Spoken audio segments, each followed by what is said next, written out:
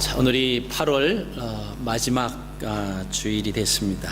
우리 8월 한 달 동안은 아직도라고 하는 그 단어를 연결해서 말씀을 함께 나누었습니다.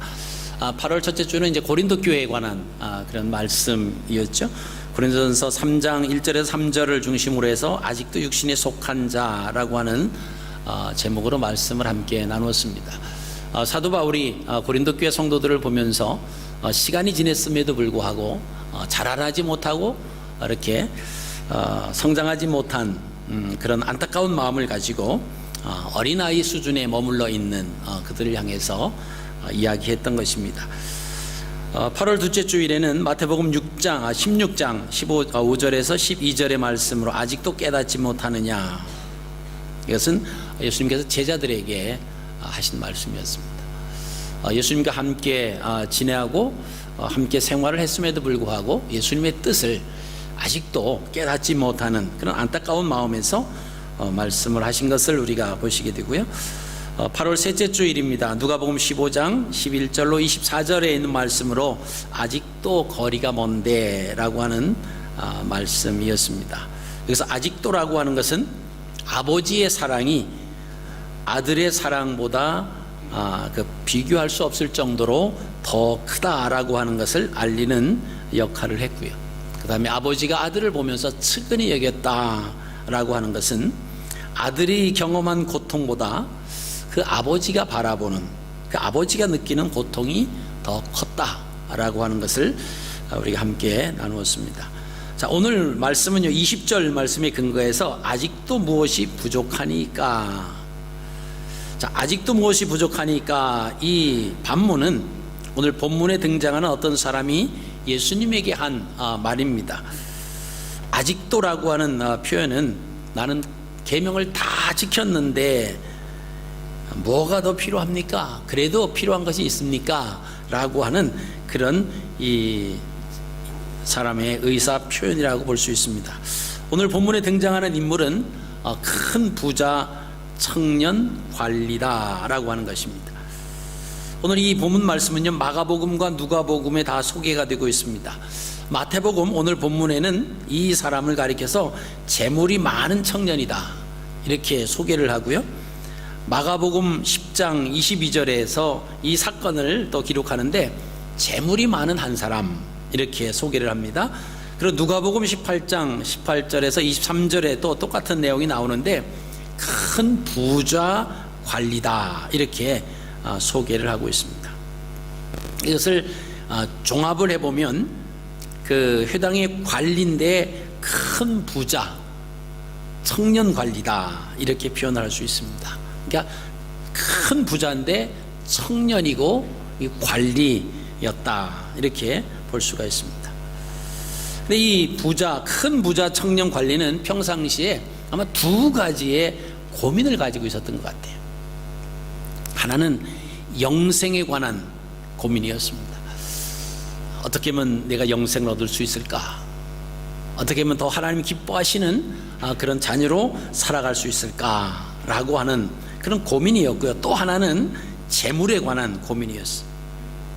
이것은 어떻게 보면 자신의 독자에 대한 고민이었다 이렇게 볼 수가 있습니다. 아마 이 그 큰 부자 청년 관리가 평상시 가졌던 이 고민은 바로 오늘날 우리의 고민과도 동일하다 이렇게 생각할 수가 있습니다. 우리가 하나님을 섬기며 하나님의 자녀들은 어떻게 하면 내가 하나님의 뜻 가운데 또 영생을 얻으며 또 내 믿음이 점점점 이렇게 성숙된 그런 믿음으로 좀 자라갈 수 있을까라고 하는 그런 고민 아니겠습니까? 그리고 또 하나는 이 땅에 살아가면서 어떻게 좀 풍족하고 여유 있고 좀 어떻게 보면 이제 재물에 관한 그런 고민이 동일하다 이렇게 볼 수가 있습니다. 자, 이 큰 부자 청년 관리가 어느 날 그 고민에 대해서 예수님에게 찾아가서 예수님에게 상담을 요청합니다. 자, 오늘 16절 말씀에 어떤 사람이 주께 와서 이르되 선생님이여 내가 무슨 선한 일을 하여야 영생을 얻을 수 있습니까? 이렇게 상담을 요청합니다. 이 청년의 신앙관을 그의 질문에서 볼 수가 있습니다. 그는 유대주의적 사고로 어떤 선한 일, 즉 율법을 잘 지킴으로써 영생을 얻을 수 있다, 이렇게 생각을 하고 있었던 것 같습니다. 자, 여기에 대해서 예수님의 답변이 17절에 나옵니다. 예수께서 이르시되 어찌하여 선한 일을 내게 묻느냐? 선한 이는 오직 한 분이시니라. 내가 생명에 들어가라면 계명을 지켜라. 자, 내가 영생을 얻기를 그렇게 원하면 계명을 지켜라. 자, 부자 청년 이 관리가 이제 또 묻습니다. 그럼 어느 계명을 지키면 되느냐? 이렇게 물어요. 그때 예수님이 답변이 오늘 본문 18절 19절입니다. 우리 같이 읽겠습니다. 시작. 이르되 어느 계명이오니까? 예수께서 이르시되 살인하지 말라, 간음하지 말라, 도둑질하지 말라, 거짓 증언하지 말라, 내 부모를 공경하라, 내 이웃을 내 자신과 같이 사랑하라 하신 것이니라. 자, 10계명 중에서 사람과의 관계, 하나님과의 관계된 걸 빼고 사람과의 관계된 거가 거의 다 나왔습니다. 자, 이 계명을 지켜야 된다. 그러니까 그 부자 청년이 그 뭐라고 말합니까? 예수님에게 자신에 대해서 말씀하신 계명은 내가 이미 다 지켰습니다. 그랬는데 아직도 무엇이 부족합니까? 이렇게 반문을 합니다. 그게 20절이죠. 그 청년이 이르되 이 모든 것을 내가 지켜 싸운데 아직도 무엇이 부족하니까. 아마 이 청년은 이 정도쯤이야 내가 다 했다라고. 이거는 내가 다 했다. 오늘날 우리가 신앙생활 하면서 우리 나름대로 이 정도면 나도 그래도 내 형편에서 내 처지에서 내가 참 열심히 하나님의 자녀로 살아가려고 열심히 몸부림치고 이 정도면 하나님께서 나를 보시고 그래도 뭐 A+는 안 돼도 그래도 잘했다, 합격해 주시지 않을까라고 하는 생각을 우리가 하지 않습니까? 아마 이 청년도 그랬어요. 우리도 그러죠. 우리 생각엔 난 이 정도면 내 형편과 처지에서 내가 이 정도면 내가 모든 걸 다 했다. 근데 예수님께서 그렇게 대답하는 그 청년에게 이렇게 말씀을 하십니다. 21절 같이 읽겠습니다. 시작. 예수께서 이르시되 내가 온전하고자 할진대 가서 내 소유를 팔아 가난한 자들에게 주라. 그리하면 하늘에서 보화가 내게 있으리라. 그리고 와서 나를 따르라 하시니. 자, 이 부자 청년이 두 가지의 고민이 있다고 그랬잖아요. 하나는 영생에 대한 것이고 하나는 재물에 관한 것이에요. 근데 이 청년이 지금까지 자신의 재물과 상관없는 일들은 다 했습니다. 그것 말고는 다 했어요. 자, 이번에는 예수님이 말씀하시는 것은 자신의 독자로 여기는 재물을 가난한 자들에게 주라는 말씀입니다. 이것이 바로 영생을 얻는 길이고 예수님을 따라가기 위해서 자신의 독자를 포기할 수 있어야 한다라고 하는 것을 예수님이 답을 주시니까.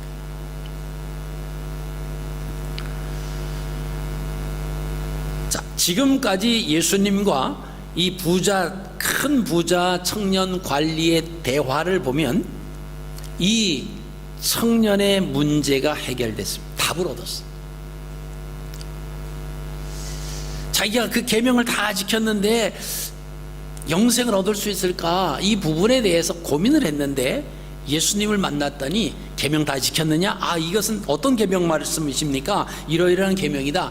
그것은 제가 이미 다 지켰습니다. 뭐 더 부족한 것이 있습니까? 그랬더니 예수님이 부족한 것을 말씀해 주셨어요.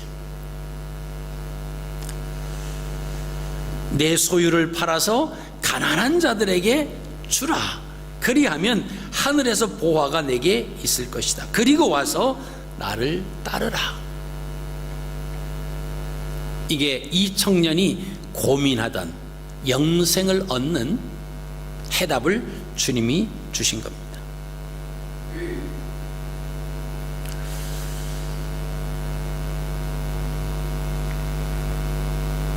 이를 통해서 구원은 율법을 지킴으로써 얻는 것이 아니라 생명이신 예수님을 따름으로 얻어질 수 있다라고 하는 거예요. 당시 문화에서는 예수님을 따르겠다라고 하는 표현은 단순히 뒤따라간다라고 하는 그런 의미보다는 더 큰 의미가 있었습니다. 내가 지금 이 순간부터 나의 스승으로 모시겠습니다 라고 하는 그런 의미가 있어요. 자, 스승으로 모신다라고 하는 것은 나의 생명을 스승에게 맡기겠습니다 라고 하는 그런 의미가 있습니다. 그리고 나서는 스승이 하시던 일을 제자된 나도 따라서 하겠습니다 라고 하는 그런 의미가 있어요. 여러분, 그 히브리 사회에서는 스승을 선정을 할 때 누가 하냐면 제자가 스승을 선택을 합니다. 그리고 가서 제가 스승님의 제자가 되려고 하니까 저를 제자로 받아 주십시오. 이렇게 이제 스승을 선택을 하는 거예요. 자, 스승을 선택한다라고 하는 것은 방금 말씀드린 것처럼 지금부터 내가 당신을 스승으로 섬기겠습니다. 그리고 내 생명을 스승님께 맡기겠습니다. 죽어라 그러면 죽겠다라고 하는 것까지 하겠다라고 하는 겁니다. 그리고 스승님께서 행하신 그 모든 것을 이제는 저도 그대로 하겠습니다. 이게 이제 그 사회의 스승과 제자가 되는 그런 모습이에요. 근데 예수님께서는 지금 이 큰 부자 청년 관리에게 하신 말씀이 뭡니까? 나를 따르라. 이 말씀은 너를 나의 제자로 삼아 주겠다, 이 말씀이에요.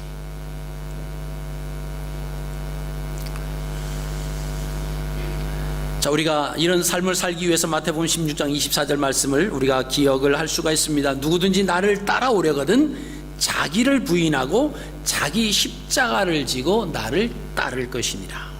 자, 따라오려거든 따를 것이다. 그 사이에 보면 무엇을 어떻게 하고 오라고 하는 부분이 분명히 있다라고 하는 겁니다. 그것은 뭡니까? 자기를 부인하고 그리고 자기 십자가를 지고 따라가야 돼요. 그냥 뭐 줄레줄레 따라가기만 하면 되는 것이 아니다라고 하는 것입니다. 자, 이 큰 부자 청년 관리의 어리석은 선택을 합니다. 자, 이 큰 부자 청년 관리는 자기를 부인하는 것과 그리고 자기 십자가를 지고 가는 삶을 포기를 합니다. 그 이유가 뭡니까? 재물이 많았기 때문에. 그래서 예수님을 따르지 못하고 근심하면서 돌아갔다라고 하는 것이 오늘 22절의 말씀입니다. 그 이유는 자신이 가지고 있는 재물이, 그 소유가 너무 많았다라고 하는 거예요. 그 청년이 재물이 많음으로 이 말씀을 듣고 근심하며 가니라. 여러분, 마태복음 19장의 주제는 천국에 대한 예수님의 가르침이십니다. 예수님의 가르침은 21절에 말씀에서 땅의 보화인 자신의 독자와 하늘의 보화 중 어느 것에 더 무게를 두겠느냐, 어디에 더 큰 관심을 두겠느냐라고 하는 것입니다. 근데 이 큰 부자 청년 관리는 왜 아직도 부족한 상태인가를 우리가 한번 살펴볼 수가 있습니다. 예수님을 찾아가서 그 상담한 그 핵심 내용이 뭡니까? 영생을 얻는 것이, 영원한 생명을 얻는 것입니다. 내가 무슨 선한 일을 하여야 영생을 얻을 수 있습니까?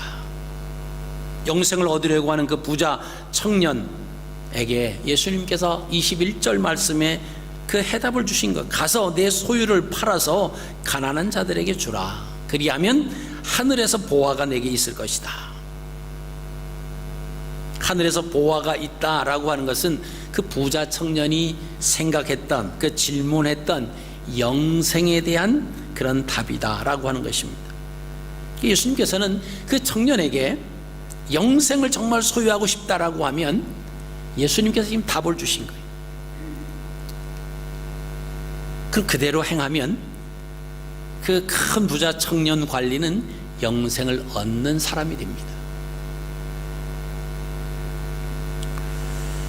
근데 가진 것이 많아서 고심하면서 근심하면서 돌아갔다. 다른 것은 다 포기해도 재물은 포기할 수 없다라고 하는 것이 그 큰 부자 청년 관리에게 가지고 있었던 겁니다. 여러분, 우리가 예수 그리스도를 믿는 하나님의 자녀로 그저 우리가 포기하지 못하는 게 있어요. 주님, 다른 건 다 좋은데 이것만은 포기 못합니다. 이것만은 말고요, 내가 딱 할 수 있습니다. 여러분, 그런 마음이 우리에게 있지 않나 한번 살펴보십시오. 이 시간에 한번 주님 앞에 질문하십시오. 아직도 부족한 것이 무엇이 있습니까? 제게 있어서, 제게 처해진 그런 모든 상황에서 제가 열심히 이렇게 했는데, 주님, 아직도 제게 부족한 것이 무엇입니까? 여러분, 우리가 진지하게 하나님께 질문을 드리고요, 그 하나님께서 해답을 말씀해 주실 때 아멘 하고 행동에 옮기면 돼요. 우린 누구나 다 믿음이 성장하기를 원합니다. 자라나기를 원해요. 하나님께서도 어린 아이와 같이 계속 그 자리에 머물러 있는 우리의 믿음을 원하지 않으십니다. 사도 바울도 고린도 교회 성도들에게 너희가 그렇게 많은 시간이 지났는데도 아직까지도 어린아이 같아서 단단한 음식을 먹지 못하고 저주로 먹고 살아야 하는 그런 가운데 있는 그들을 책망하신 것을 우리가 기억하십시오. 여러분, 믿음이라고 하는 것은 우리가 키워나가야 돼요. 우리의 믿음을 우리가 키워나가야 됩니다. 누군가가 나를 이끌어주면 좋겠다, 여러분, 막연하게 있는 것은 너무 소극적입니다. 내 믿음을 왜 키워주지 못할까? 왜 이끌어주지 못할까? 아니요, 내 믿음은 내가 키워나가는 겁니다. 아무리 좋은 환경과 아무리 우리의 믿음이 성장할 수 있는 그런 조건이 다 갖춰져 있다라고 할지라도요, 그것을 내가 받아들이지 못하면 내 믿음은 커갈 수가 없다라고 하는 거예요. 아무리 우리가 주님의 전만 찾는다고 해도 성경은 그렇게 말씀하십니다. 너희가 성전 뜰만 밟는 어리석은 자가 되지 말라고 말씀을 하십니다. 성전 마당만 밟은 그런 사람이 된다라고 하면 평생을 주님 앞에 나와서 예배를 드렸지만, 그러나 이 부자 청년처럼 아직 해결하지 못한 부분이 있어요. 여러분, 그 부분까지 하나님 말씀, 내가 하나님 주님께서 너는 나를 따르라 그렇게 말씀하셨으면 이제 내 생명까지도 주님께서 책임져 주신다라고 하는 거거든요. 그러면 그 말씀을 실천하면 돼요. 근데 그 말씀에 대한 실천은 못하고 오히려 그것이 걸림돌이 돼서 근심하면서 돌아갔다라고 하는 것입니다. 여러분, 우리가 오늘 이 청년과 같이 하나님께서 우리에게 말씀해 주시는 메시지가 있을 겁니다. 아무개 너는 이 부분이 부족한데 이 부분을 뛰어넘어야 되지 않겠느냐. 우리에게 지금 들려지는 메시지가 있을 거예요. 여러분, 그 부분을 놓고 근심하며 또 똑같은 삶으로 계속 살아가시겠습니까? 아니면 결단하고 순종하시겠습니까? 우리 모두에게 아직도 부족한 것이 무엇일까? 아직도 각자가 소유하고 있는 독자를 포기하지 못하는 것 때문에, 그죠? 그 독자, 이 큰 부자 청년 관리에게는 독자는 재물이었습니다. 이 사람은 독자인 재물을 붙잡기 위해서 영원한 생명을 지금 포기하고 있는 것을 우리가 말씀을 통해서 볼 수 있습니다. 땅의 독자인 재물을 붙잡기 위해서 하늘의 것을 지금 포기하고 있습니다. 자신의 생각과 경험과 지식대로 살기 위해서 말씀대로 사는 것을 지금 포기하고 있습니다. 여러분, 이 말씀을 듣는 우리 모두에게는 오늘 우리가 가지고 있는 독자가 무엇이겠습니까? 큰 부자 청년 관리처럼 재물이 독자일 수도 있습니다. 또는 우리의 자녀가 독자일 수 있어요. 우리가 세상에 어떤 어떤 명예와 권력과 어떤 그런 힘이 우리가 내려놓지 못하는 독자일 수 있습니다. 아브라함처럼 자녀가 독자였을 때 우리가 아브라함을 우리가 생각할 수 있습니다.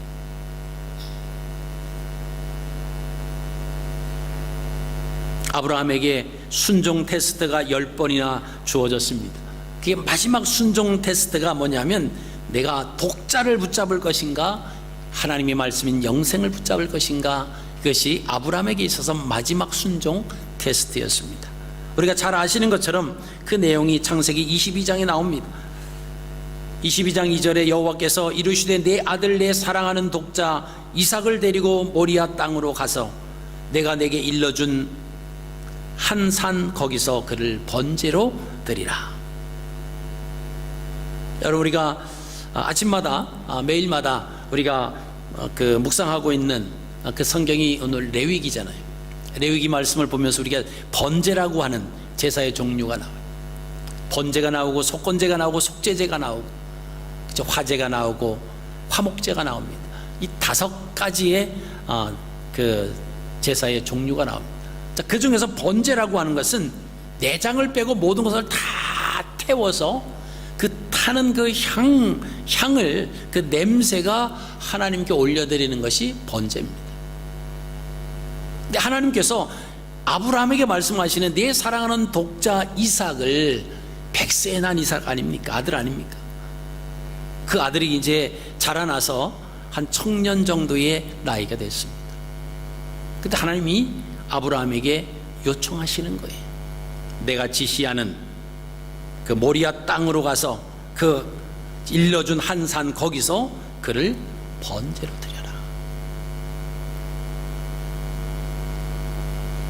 자, 지금 아브라함에게 있어서는 이삭이라고 하는 그 아들이 독자였습니다. 이 큰 부자 청년 관리에게 독자는 재물이었습니다. 이 아브라함은 하나님께서 75세에 약속해 주시고 100세에 낳은 아들입니다. 그 아들을 지금 불에 태워서, 하나도 남김없이 다 불에 태워서 하나님 앞에 불살라 제사를 드려라 라고 하는 그런 테스트였습니다. 여러분, 그 말씀을 듣고요, 창세기 22장 3절 말씀을 보시면 아브라함이 아침에 일찍이 일어나 나귀의 안장을 지우고 두 종과 그의 아들 이삭을 데리고 번제에 쓸 나무를 쪼개어 가지고 떠나 하나님이 자기에게 일러주신 곳으로 갔다. 그렇게 기록하고 있습니다. 여러분, 그 길이요 사흘 길이었어요.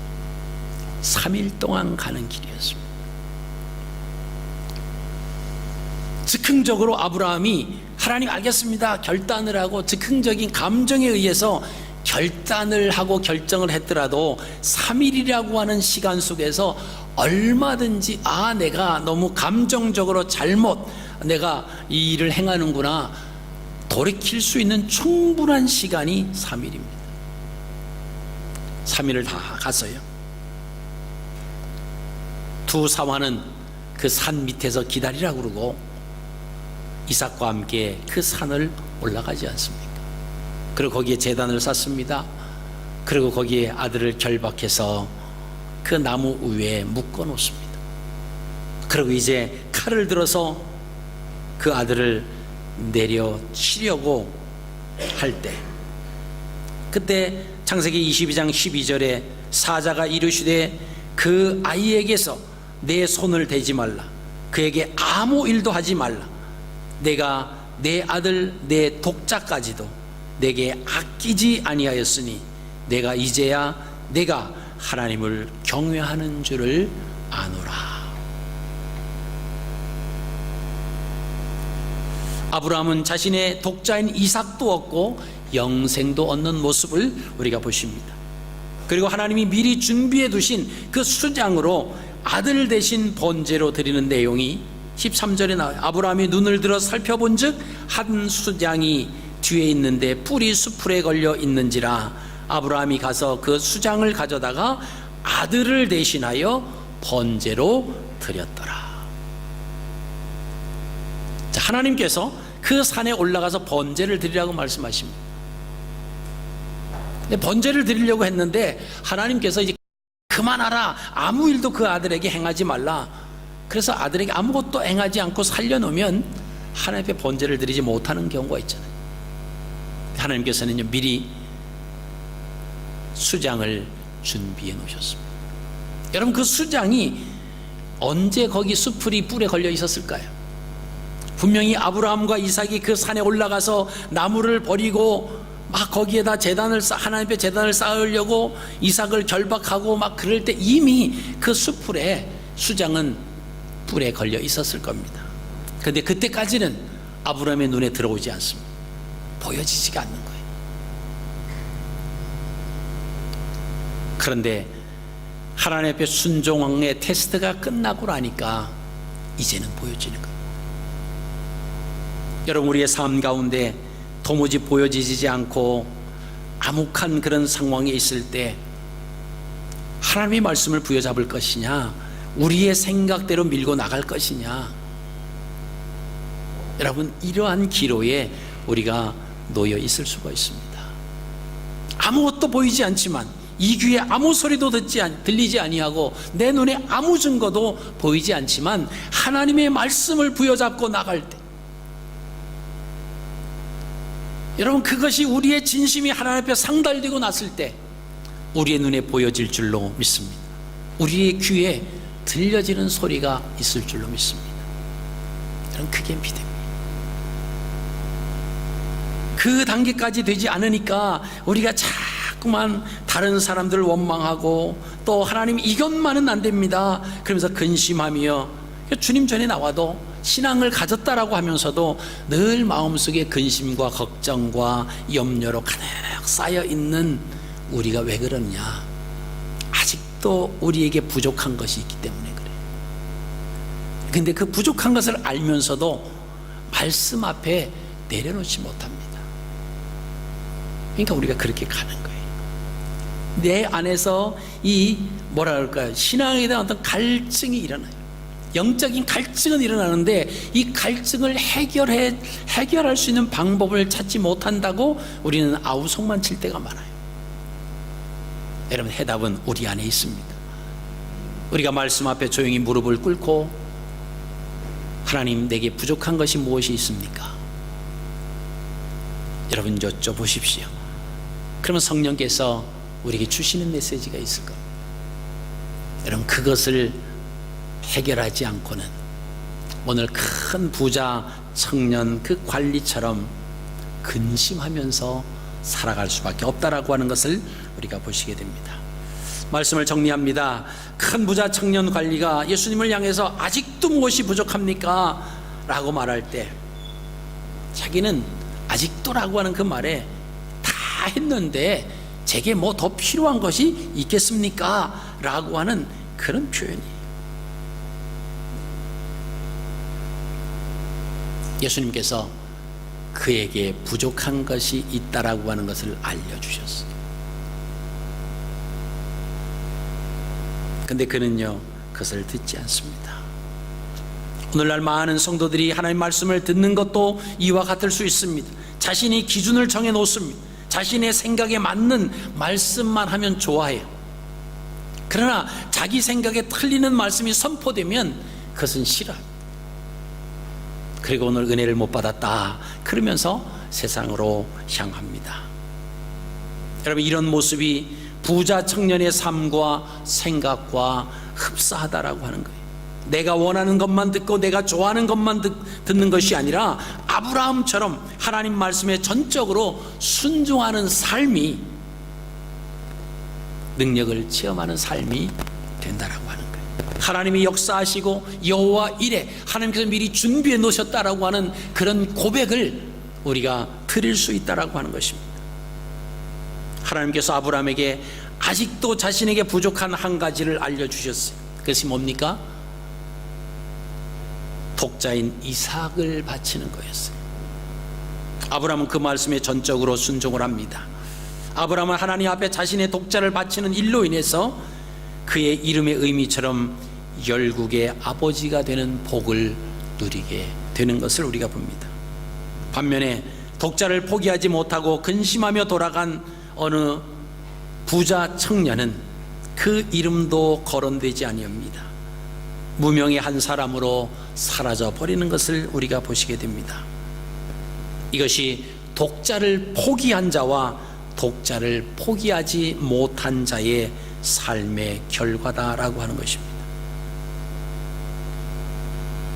우리 각자에게도 예배 시간마다 말씀을 통하여 아직도 부족한 것이 무엇인가를 듣고 있습니다. 자, 그것을 듣고 내가 어떻게 반응할 거냐, 그것이 하나님의 말씀인 것을 확인을 했다라고 하면 그러면 그 말씀에 대해서 우리가 어떻게 할 거냐라고 하는, 이것만큼은 하나님이 괜찮으시겠지. 아니, 하나님은 그것 때문에 지금 넘어가지 못한다라고 하시.